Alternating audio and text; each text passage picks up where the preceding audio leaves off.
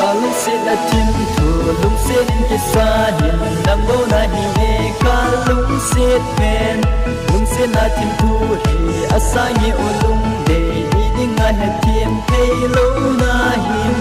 ca lúc sẽ là chinh thủ lúc sẽ đến cái xa hiện nằm bố na hi nghe ca lúc sẽ ven lúc sẽ là chinh thủ hi asa nghe ô lung để đi đi ngay hết thêm